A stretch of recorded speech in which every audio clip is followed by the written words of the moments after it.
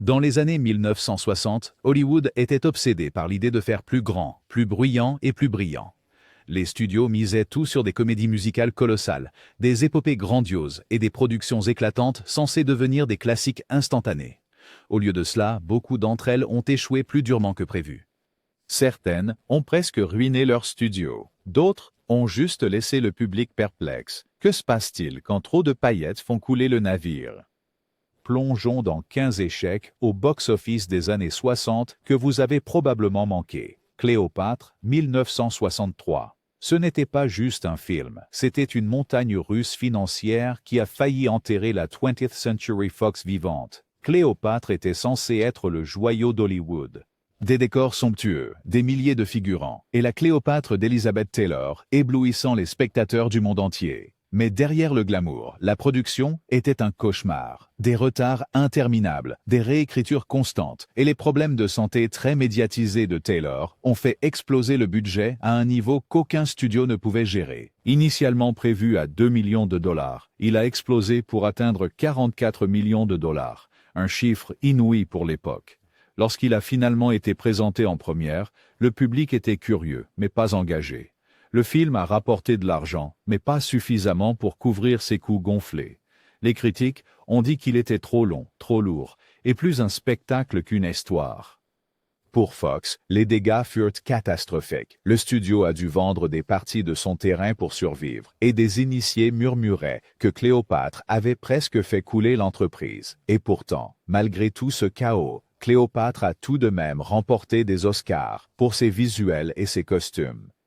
Cela reste l'un des paradoxes les plus étranges de l'histoire du cinéma, un film qui a techniquement rapporté de l'argent, mais qui a été qualifié de fiasco en raison de son coût incroyablement élevé. Cléopâtre est moins retenu pour son récit que pour être l'épopée dorée qui a failli mettre fin à un géant d'Hollywood. Dr. Dolittle, 1967. Sur le papier, cela avait tout. Une histoire familiale, une grande star en Rex Harrison, des animaux qui parlent, et un format musical qui semblait parfait pour la décennie. Mais ce que le public a obtenu était tout autre. Dr. Dolittle est devenu l'un des échecs les plus notoires des années 60, une production si exagérée qu'elle est devenue un exemple classique de l'excès hollywoodien. Le budget a grimpé à environ 17 millions de dollars. Une somme stupéfiante pour une comédie légère sur un vétérinaire qui parle avec les animaux. Tourner sur place a entraîné des problèmes sans fin. Les chevaux se comportaient mal, les décors étaient inondés et les animaux exotiques s'échappaient, retardant la production pendant des mois. Lorsque le film est sorti en salle, les critiques étaient prêtes à l'attaquer. Les critiques l'ont qualifié d'ennuyeux, trop long et alourdi par des numéros musicaux maladroits qui manquaient de charme. Le public était d'accord, boudant le film en masse. Malgré les efforts de Fox en marketing, Dolittle n'a récupéré qu'une fraction de son coût. Même la tentative du studio de forcer le film dans la saison des récompenses s'est retournée contre lui. Il a obtenu 9 nominations aux Oscars, mais cela n'a pas pu effacer le fait qu'il s'agissait d'un embarras commercial. En fin de compte, Dr. Dolittle est devenu un raccourci pour un film qui pensait que l'argent pouvait acheter la magie. Au lieu de cela, il a prouvé qu'aucune quantité d'animaux ou de numéros musicaux ne pouvait sauver un film si le cœur n'y était pas. Aujourd'hui, on s'en souvient moins comme d'un film charmant pour enfants, et plus comme d'un étrange échec lourd qui symbolisait un studio essayant trop fort de recréer une formule qui ne fonctionnait plus. Star, 1968. Hollywood pensait qu'ils avaient un autre La Mélodie du Bonheur entre les mains. Julie Andrews était encore l'une des plus grandes stars du monde, et le public adorait son image saine et parfaite. Alors, quand elle a été la tête d'affiche de Star, un biopic brillant de la légende de la scène Gertrude Lawrence, tout le monde a supposé que le succès était garanti. Ce qu'ils ont obtenu à la place, c'est l'un des plus grands échecs au box-office de la décennie. La production était imprégnée de couleurs et de glamour, avec des costumes étincelants et des décors qui ressemblaient à un rêve. Pourtant, sous tout cet éclat, l'histoire traînait. Durant près de 3 heures, cela ressemblait moins à un film qu'à une épreuve de patience. Les critiques se plaignaient qu'il était trop long, trop plat, et qu'il ne parvenait pas à capturer la véritable étincelle de son sujet. Même le charme d'Andrews n'a pas pu le sauver. La réponse du box-office a été brutale. Star n'a rapporté qu'une fraction de son énorme budget. laissant Fox une fois de plus sous le choc. L'échec était si grave qu'il a endommagé la réputation autrefois invincible de Julie Andrews en tant que reine des comédies musicales. Dans une décennie où les goûts du public évoluaient vers des films plus modernes et plus réalistes, Star semblait déjà dépassé avant même sa sortie. Avec le recul, Star est un artefact fascinant. Il représente le moment précis où les comédies musicales hollywoodiennes brillantes ont commencé à perdre leur emprise sur le public. Andrews se remettrait, bien sûr, mais le film lui-même reste une extravagante erreur de calcul. Preuve que même la plus brillante des stars peut perdre de son éclat quand l'histoire ne touche pas. Paint Your Wagon, 1969. Clint Eastwood chantant, Lee Marvin chantant. Si cette phrase semble surréaliste, vous n'êtes pas seul. On se souvient aujourd'hui de Paint Your Wagon, moins pour son histoire que pour ses choix de casting bizarres. Une comédie musicale western sur des chercheurs d'or qui se mettent à chanter aurait dû être un plaisir décalé, mais elle s'est transformée en l'un des échecs les plus étranges du box-office de la décennie.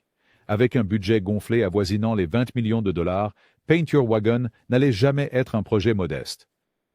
Le tournage dans des lieux montagneux reculés s'est éternisé, augmentant les coûts alors que le mauvais temps et les cauchemars logistiques ralentissaient tout.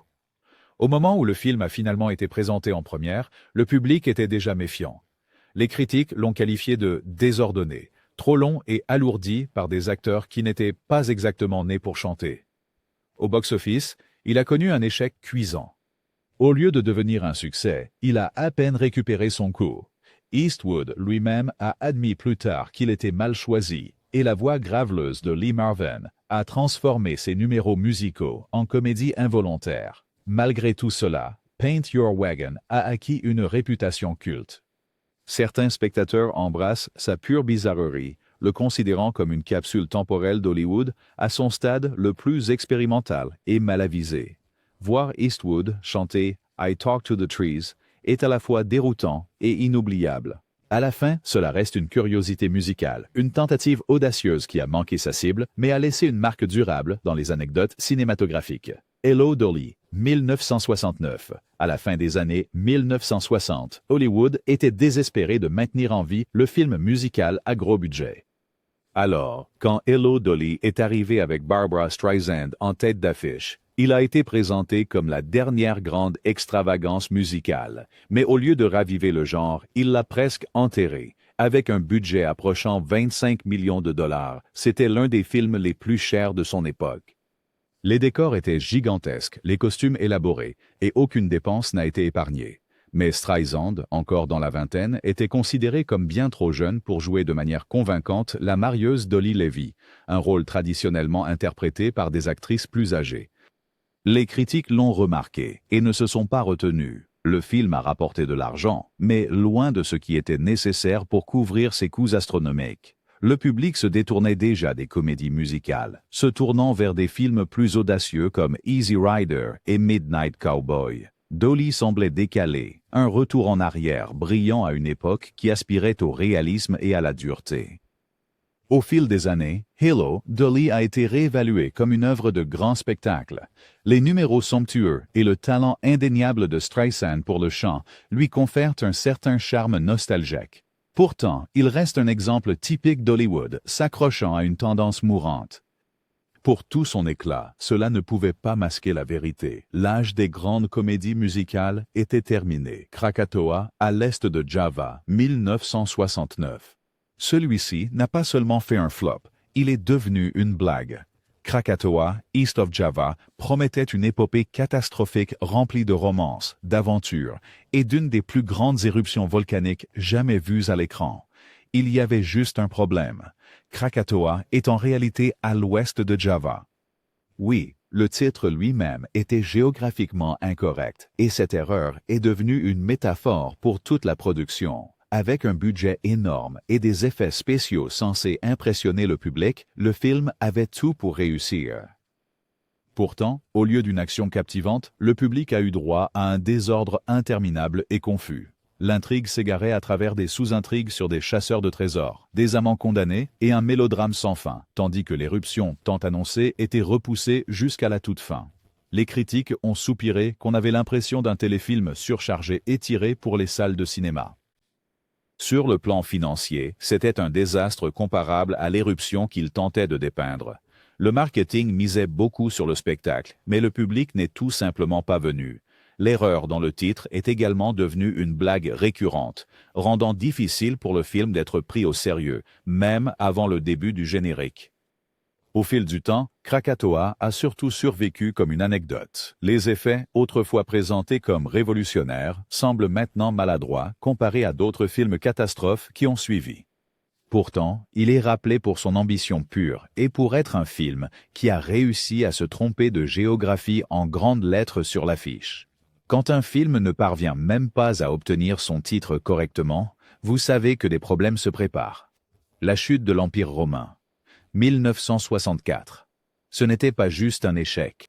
C'était un empire s'effondrant devant les caméras. La chute de l'Empire romain était l'une des épopées les plus ambitieuses des années 1960, conçue pour rivaliser avec Ben-Hur et Spartacus. Des décors somptueux, des batailles gigantesques et une distribution de stars menée par Sophia Loren et Christopher Plummer étaient censés garantir le succès. Au lieu de cela, il s'est effondré sous son propre poids. La production a tout donné.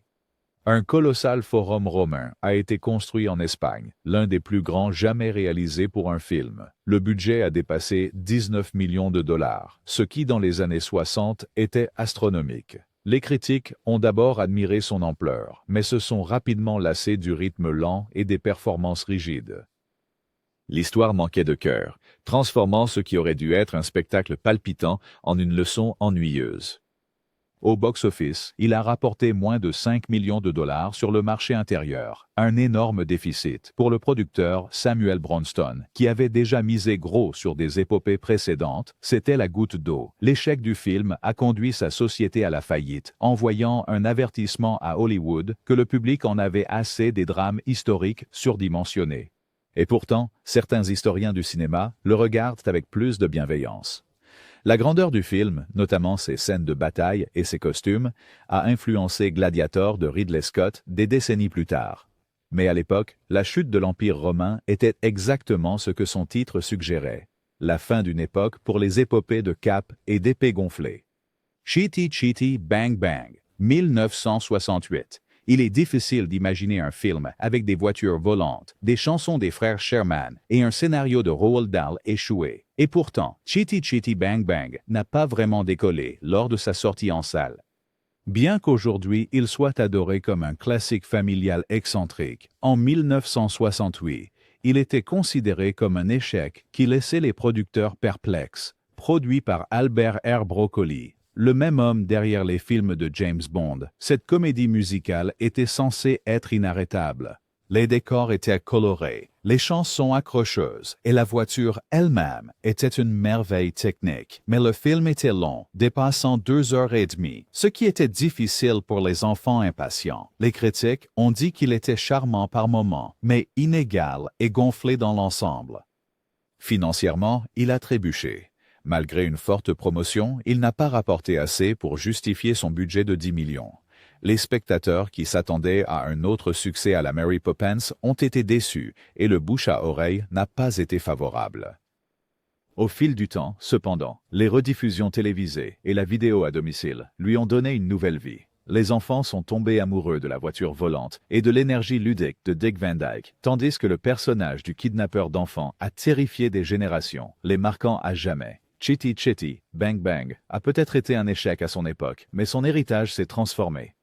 Maintenant, il est considéré comme un bijou nostalgique, preuve qu'un film raté peut trouver une vie éternelle une fois que les familles l'adoptent dans leur salon.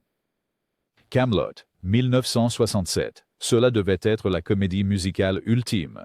Basée sur le succès retentissant de Broadway, Camelot a porté la légende du roi Arthur sur grand écran avec Richard Harris, Vanessa Redgrave et Franco Nero dans des costumes éblouissants. Le studio s'attendait à un autre, La Mélodie du bonheur. Ce qu'ils ont obtenu était une production confuse qui a vidé les portefeuilles au lieu de remplir les sièges. Le budget de Camelot a gonflé à près de 13 millions de dollars et Warner Brothers n'a reculé devant rien, avec des décors ornés et une cinématographie grandiose. Mais lorsque le public est venu, il a eu droit à une histoire qui s'étirait sur près de 3 heures, avec des chansons qui n'ont pas vraiment enflammé. Les critiques ont noté que Harris et Redgrave, bien que de bons acteurs, manquèrent de la chimie nécessaire pour rendre le triangle amoureux convaincant. Le film a rapporté juste assez pour s'en sortir, mais pas assez pour être considéré comme un véritable succès. Il a remporté quelques Oscars pour les costumes et la direction artistique, mais cela n'a pas pu cacher la déception financière. Pire encore, il est arrivé à un moment où le public se tournait vers le réalisme brut et le cinéma de contre-culture. Kaamelott semblait être une relique d'une autre époque, désespérément décalée. Pourtant, pour les amateurs de comédie musicale, Kaamelott a ses défenseurs. Ses visuels luxuriants et ses performances sincères lui ont valu un culte.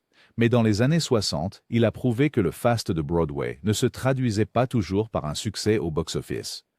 Au lieu de régner sur le royaume, Kaamelott s'est retrouvé exilé. Finian's Rainbow, 1968. Imaginez Francis Ford Coppola, des années avant Le Parrain, réalisant une comédie musicale fantaisiste sur des lutins, de l'or et le sud des États-Unis. C'est Finian's Rainbow, un film aussi étrange qu'il en a l'air. C'était censé être une aventure légère et magique, mais c'est devenu une entrée confuse et maladroite qui n'a pas réussi à charmer le public. Avec Fred Astaire dans l'un de ses derniers rôles principaux, le film combinait les traditions des comédies musicales classiques avec des éléments de fantaisie étranges. Astaire jouait Finian, un Irlandais qui vole un pot d'or et l'apporte en Amérique, déclenchant une série d'événements étranges. Coppola, cherchant encore sa voie en tant que réalisateur, a eu du mal à équilibrer le matériel. Le résultat fut un film qui semblait à la fois daté et en décalage avec son époque. Les critiques l'ont descendu pour son excès de sentimentalisme et son ton inégal. Les jeunes publics, qui affluaient vers des succès contre-culturels comme Easy Rider, n'avaient aucun intérêt pour une histoire de lutin.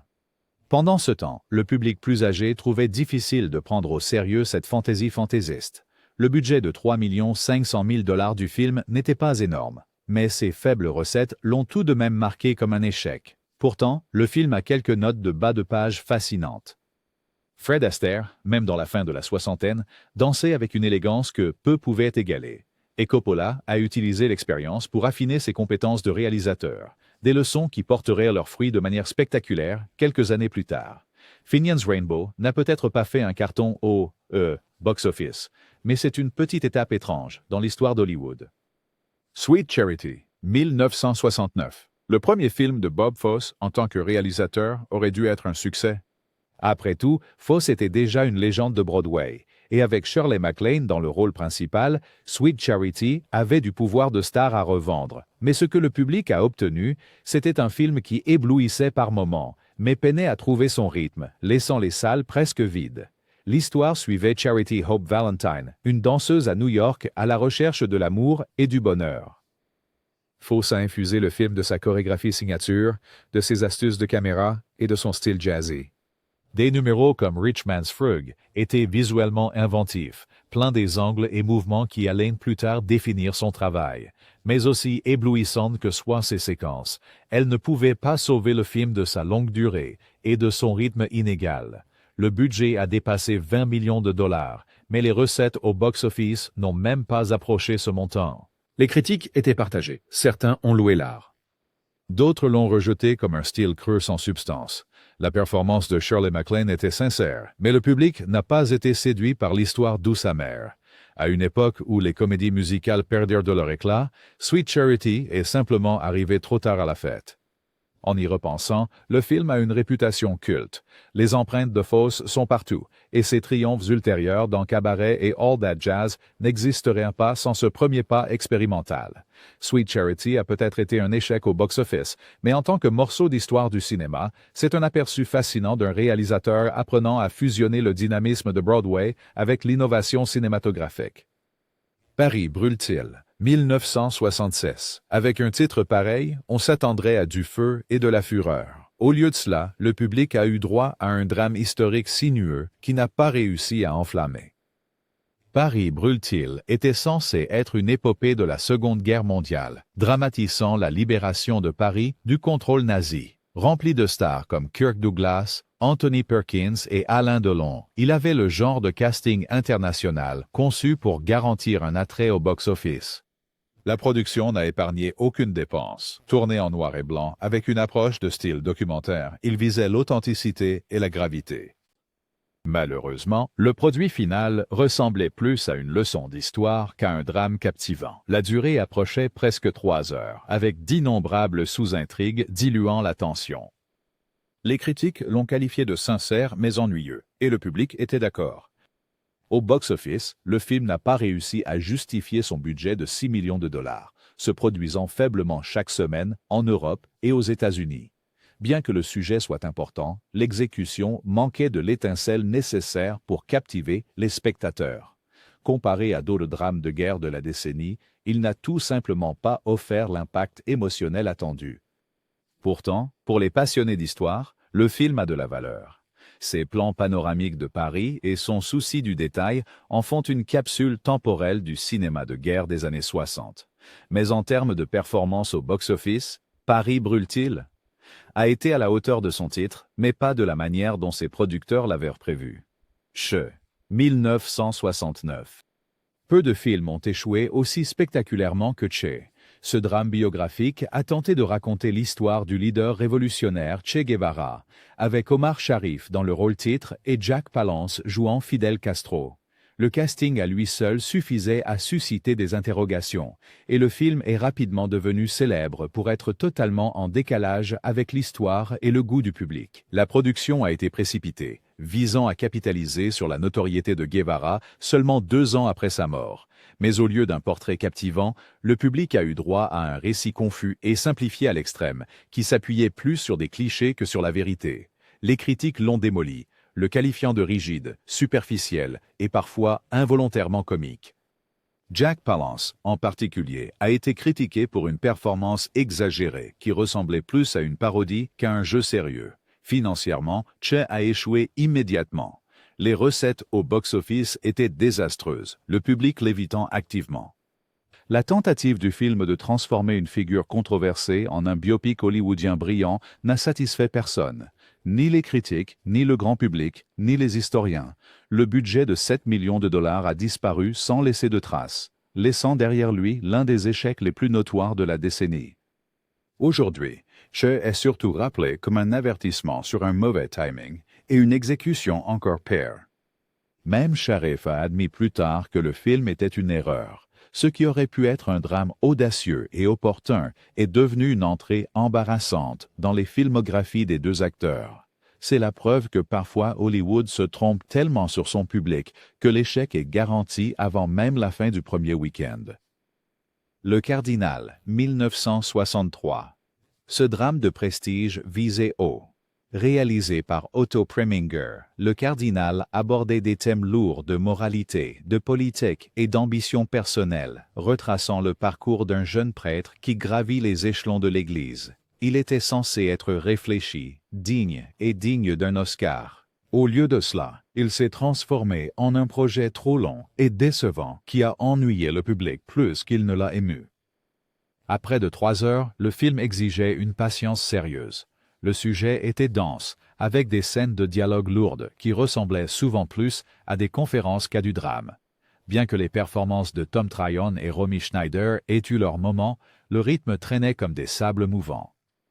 Les critiques étaient partagées. Certains admiraient son sérieux. D'autres l'ont qualifié d'ennuyeux et prétentieux. Le film a rapporté modestement, mais n'a pas réussi à récupérer son budget de 7 millions de dollars. Les spectateurs des années 60 cherchant à s'évader n'étaient pas intéressés à passer des heures à regarder une histoire interminable de politique cléricale. Comparé aux comédies musicales colorées et aux thrillers intenses sortant en même temps, The Cardinal ressemblait à des devoirs. Il a tout de même obtenu quelques nominations aux Oscars, ce qui lui a conféré une certaine valeur de prestige. Mais au final, cela n'a pas pu effacer sa déception financière. The Cardinal reste un rappel que l'intention sérieuse ne se traduit pas toujours par un succès au box-office. Parfois, même lorsqu'un film est réalisé avec soin, il peut manquer la connexion émotionnelle nécessaire pour maintenir l'engagement du public. The Loved One, 1965. Si vous avez déjà voulu voir ce qui se passe quand Hollywood s'empare d'un roman satirique et déraille complètement, ne cherchez pas plus loin. The Loved One a été commercialisé comme le film qui a quelque chose pour offenser tout le monde. Ce slogan s'est avéré prophétique. Au lieu d'attirer les foules, il les a effrayés. Basé sur le roman d'Evelyn Waugh, le film a a jeté son dévolu sur l'industrie funéraire américaine, offrant une comédie noire remplie de personnages excentriques et de situations bizarres. Réalisé par Tony Richardson, il mettait en vedette une distribution vaste comprenant Robert Morse, Jonathan Winters et même un jeune Rod Steiger. Sur le papier, cela aurait dû être incisif, spirituel et révolutionnaire. À l'écran, c'était chaotique et aliénant. Les critiques ne savaient pas quoi en penser. Certains admiraient son audace, mais la plupart l'ont rejeté comme étant de mauvais goût et malveillant. Quant au public, il est resté à l'écart. Avec un budget d'environ 4 millions de dollars, il n'a jamais eu la chance de récupérer ses coûts, surtout lorsque le bouche à oreille s'est répandu qu'il était plus étrange que drôle. Avec le temps, cependant, The Loved One a acquis une réputation culte. Son humour morbide et ses scènes extravagantes le rendent fascinant rétrospectivement, même s'il a échoué à son époque. Aujourd'hui, il se tient comme l'une des curiosités les plus étranges des années 60, un film trop bizarre pour le grand public, mais trop unique pour disparaître complètement. Les années 60 étaient censées être la décennie dorée du spectacle à Hollywood, mais comme nous l'avons vu, certaines des plus grandes productions ont échoué de manière éclatante. De Cléopâtre qui a presque coulé un studio à The Loved One qui a déconcerté tout le monde, ces films prouvent que l'ambition ne rime pas toujours avec succès. Lequel de ces échecs étranges avez-vous réellement vu? Laissez votre choix dans les commentaires, appuyez sur le bouton « J'aime » et abonnez-vous pour plus d'histoires étranges de l'histoire du cinéma.